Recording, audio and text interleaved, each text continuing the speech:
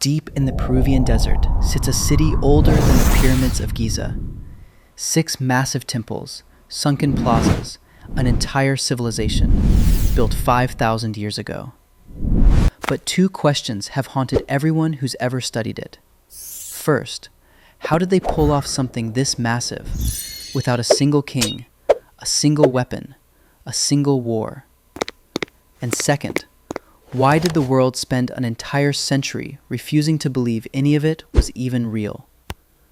Stick around, because the answers are stranger than the mystery itself. Before we dig into the city humanity almost forgot twice, hit like and subscribe, because apparently even 5,000-year-old proof isn't enough to get people's attention fast. Let's fix that. Meet the woman who had to fight an entire field of academics to prove this place was real. 1994. A Peruvian archaeologist named Ruth Shady Solís starts digging at a dusty site called Caral in a desert valley nobody cared about.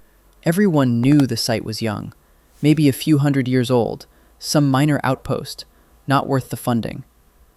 Shady looked at the scale of it. Pyramids over 60 feet tall, plazas the size of city blocks, and thought, there is no way this is a minor outpost. So she did the one thing that actually settles arguments in archaeology.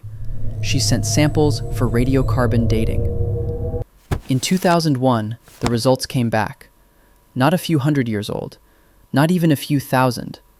Caral was built around 2600 BC.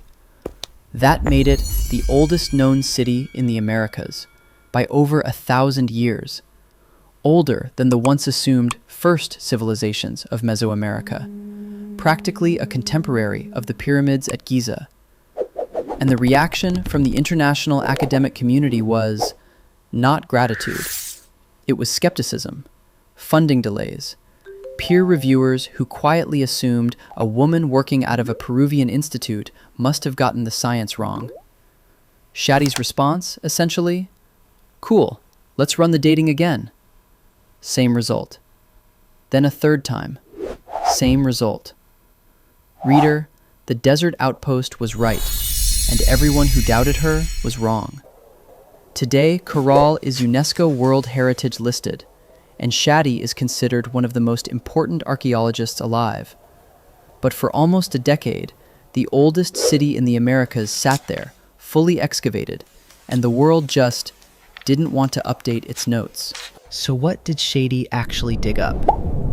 6 major pyramid complexes arranged around massive, sunken, circular plazas, built for gatherings, not gods of war. A residential zone with clear social planning, and an irrigation system pulling water off the Supe River through a network of canals, feeding fields of cotton, beans, and squash. Here's the part that breaks the usual civilization playbook. Caral had no local food staple crop, like corn or rice, driving its economy. Its real export was cotton, specifically cotton for fishing nets. Caral's people grew the nets. Coastal communities used them to catch enormous amounts of anchovy and sardine. Everybody ate. It was possibly one of the first specialized trade economies on Earth, built on nets, not weapons. And it got stranger. In one structure, archaeologists found 32 flutes, carved from condor and pelican bones. Not spearheads, not armor, flutes. And in another, they found a quipu, a knotted string recording device, dating back to Caral itself, making it the oldest example ever found, centuries before the Inca supposedly invented the system. This civilization was organizing labor for pyramids the size of modern stadiums, running a multi-region trade economy, and keeping records, with seemingly zero coercive military class enforcing any of it. No walls, no weapon caches, no battle scenes carved anywhere, which raises the actual mystery at the center of this whole video. Every anthropology textbook basically assumes complex civilization requires organized violence to hold itself together. Caral is the 5,000-year-old exception nobody has a clean answer for. So a peaceful super city, thriving for almost 1,000 years. What actually took it down? Not an invasion, there's no evidence any army ever showed up. The leading culprit is far less dramatic and far more relentless. Climate.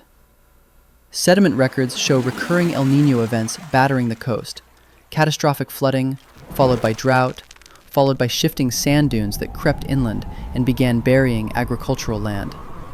Peru's coast is one of the driest places on Earth, entirely dependent on a handful of rivers.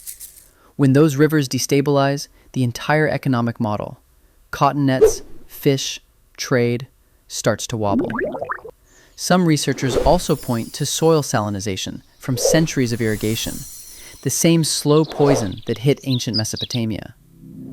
Layer by layer, the system that fed a labor force capable of raising 60-foot pyramids simply stopped producing enough surplus to keep doing it.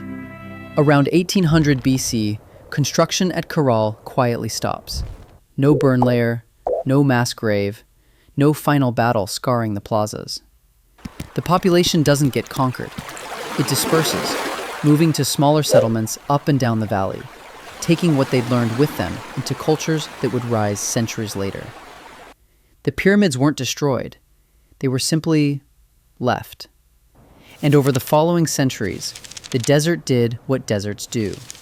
Sand drifted in, wind smoothed the edges, and one of the oldest cities on Earth quietly buried itself, waiting 4,000 years for someone to dig it back up. And here's the twist.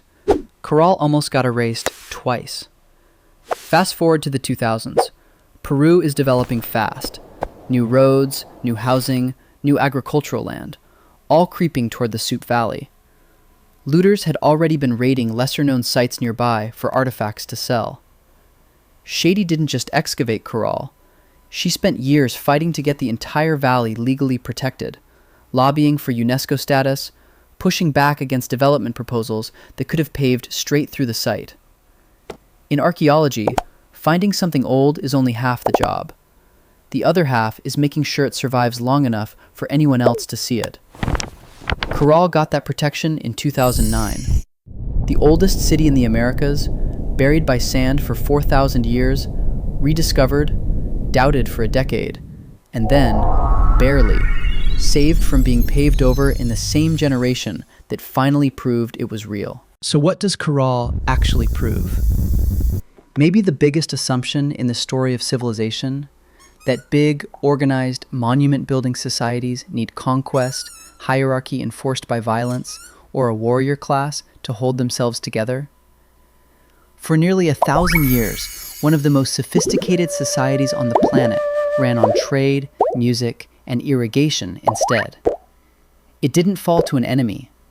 It didn't fall to a tyrant. It fell to weather, slowly, quietly, without a single arrow ever being fired.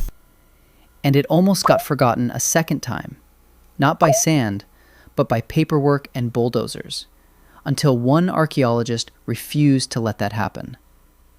So here's my question for you. If the oldest complex civilization in the Americas never needed war to build pyramids, what does that say about every civilization that came after it and decided it did?